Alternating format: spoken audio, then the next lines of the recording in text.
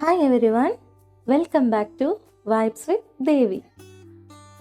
ഇന്ന് ഞാൻ കായ് ഹുരികടലെ ഹോളികയാണ് ഉണ്ടാക്കുന്നത്. ഇതൊരു കർണാടക റെസിപ്പിയാണ്. എൻ്റെ അമ്മ ഒരു കർണാടകക്കാരി ആയതുകൊണ്ട് തന്നെ അമ്മ ഉണ്ടാക്കുന്ന പല പലഹാരങ്ങളും കർണാടക സ്റ്റൈലിലായിരിക്കും. എന്തെങ്കിലും ഒരു ആഘോഷ ദിവസങ്ങളോ അല്ലെങ്കിൽ എന്തെങ്കിലും ഫെസ്റ്റിവലോ വരികയാണെങ്കിൽ അമ്മ ഉണ്ടാക്കുന്ന കുറച്ച് പലഹാരങ്ങളൊക്കെ ഉണ്ട്. അതിൽ ഒരു പലഹാരമാണ് ഇത്.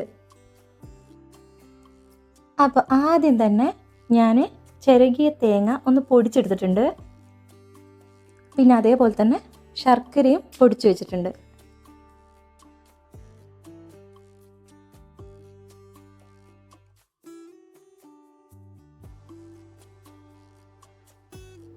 പിന്നെ എടുക്കുന്നത് പൊട്ടുകടലയാണ്.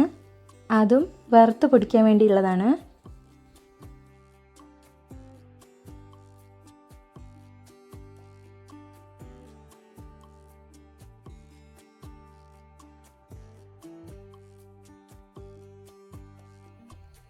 എന്തെങ്കിലും പണിയൊക്കെ ചെയ്യുമ്പോൾ പാട്ട് കേൾക്കലും പാട്ട് പാടലും ഒക്കെ ഉണ്ടോ?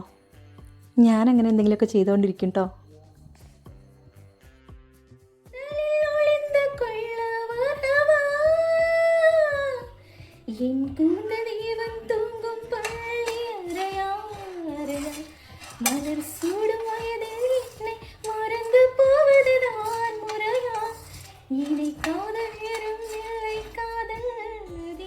ഇത് ഞാൻ എഡിറ്റ് ചെയ്യുമ്പോഴാണ് ശ്രദ്ധിച്ചത്. അപ്പോൾ വിചാരിച്ചു അവിടെ കിടക്കട്ടെ എന്ന്.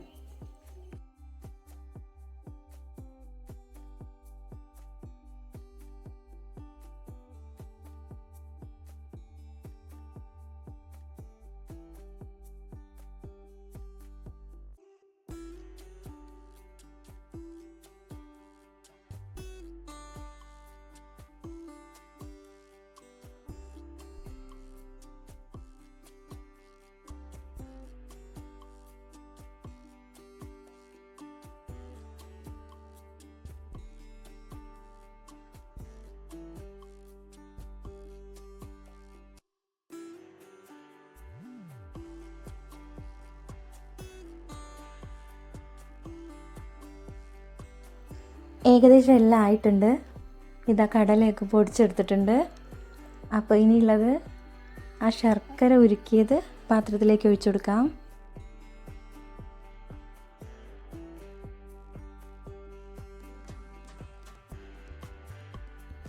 പലരും പല രീതിയിലൊക്കെ ആയിരിക്കും ചെയ്യുന്നത്.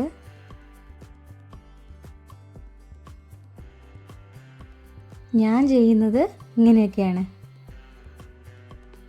ശർക്കര പാനിയിലേക്ക് തേങ്ങ ചേർത്ത് ഇളക്കി കൊടുത്തതിന് ശേഷം പൊട്ടുകടല പൊടിച്ചതും കൂടി ചേർത്ത് കൊടുക്കാം.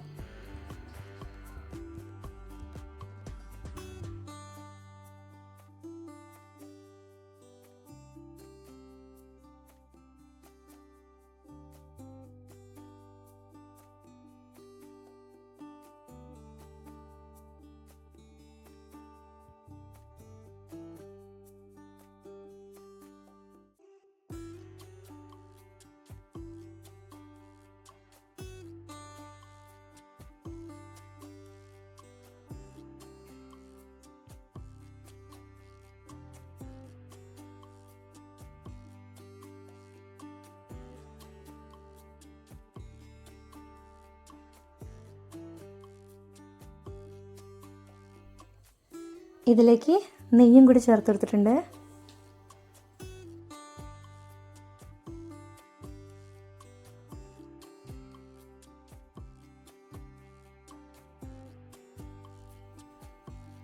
ഏകദേശം ആയിട്ട് വന്നിട്ടുണ്ട്. ഇനി ഫ്ലെയിം ഓഫ് ചെയ്യാം. ഒരു 4-5 ഏലക്ക പൊടിച്ചതും കൂടി ചേർത്ത് കൊടുക്കാം. ഇനി ഇത് തണുക്കാൻ വേണ്ടി മാറ്റി വയ്ക്കുകയാണ്. ശരിക്കും പറഞ്ഞാൽ ഇത് തണുത്ത് കഴിഞ്ഞാൽ ഈ ലഡ്ഡു മാതിരി നമുക്ക് ഇങ്ങനെ തന്നെ കഴിക്കാം. നല്ല ടേസ്റ്റാണ്. കണ്ടില്ലേ? തണുത്ത് കഴിഞ്ഞാൽ കുറച്ചും കൂടി കട്ടിയായിട്ട് കിട്ടും. നമുക്ക് ഇങ്ങനെ ഉരുട്ടുമ്പോൾ കയ്യിലൊന്നും അങ്ങനെ ഒട്ടിപ്പിടിക്കില്ല.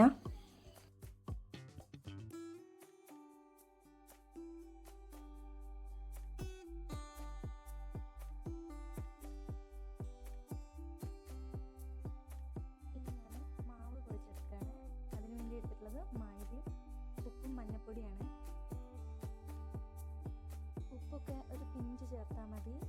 പിന്നെ മഞ്ഞൾപ്പൊടി ചേർക്കാൻ ഞാൻ വിട്ടുപോയിരുന്നു, ഇടയിലാണ് ഞാൻ കുറച്ച് മഞ്ഞൾപ്പൊടി ചേർത്തത്. ഇത് നല്ല കട്ടിയായിട്ടൊന്നും കുഴച്ചെടുക്കേണ്ട ആവശ്യമില്ല, കുറച്ച് ലൂസായിട്ട് തന്നെ കുഴച്ചാലും അത് ലാസ്റ്റ് ഒട്ടിപ്പിടിക്കാതെ നമുക്ക് കിട്ടും. കാരണം അവസാനമാകുമ്പോഴേക്കും നമ്മൾ കുറച്ച് നെയ്യൊക്കെ ചേർത്ത് ഒന്ന് കുഴച്ചെടുക്കുന്നുണ്ട്, അപ്പോൾ കയ്യിലൊന്നും ഒട്ടില്ല.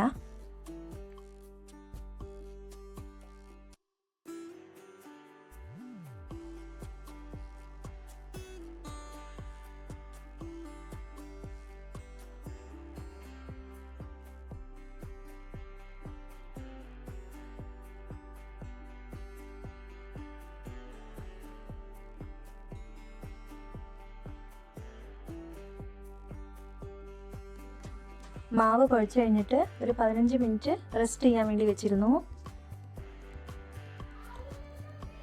ഇനി ആ മാവിൻ്റെ ഉള്ളിലേക്ക് ഫില്ലിങ് വെച്ചിട്ട് പരത്തിയെടുക്കണം.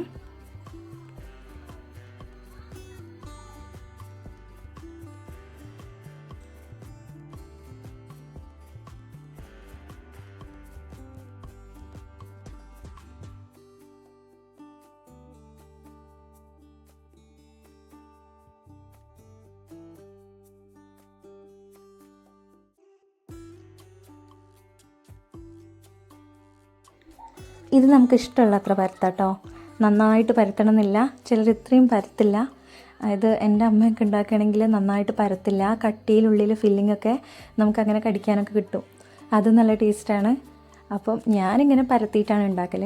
അപ്പം നിങ്ങൾ എങ്ങനെയാണ് വേണ്ടതെന്ന് വെച്ചാൽ അങ്ങനെ ഉണ്ടാക്കിയാൽ മതി. ഞാനിനി ചുട്ടെടുക്കുകയാണ്. ഇത് ഞാൻ ചുടുമ്പോൾ തന്നെ ഓരോരുത്തരായിട്ട് വന്ന് വാങ്ങിയിട്ട് പോകുന്നുണ്ട്. മക്കളും വീട്ടുകാരൊക്കെ ഇങ്ങനെ ഓരോന്നിങ്ങനെ കഴിച്ചുകൊണ്ടിരിക്കുകയാണ് അതിൻ്റെ ഇടയിൽ.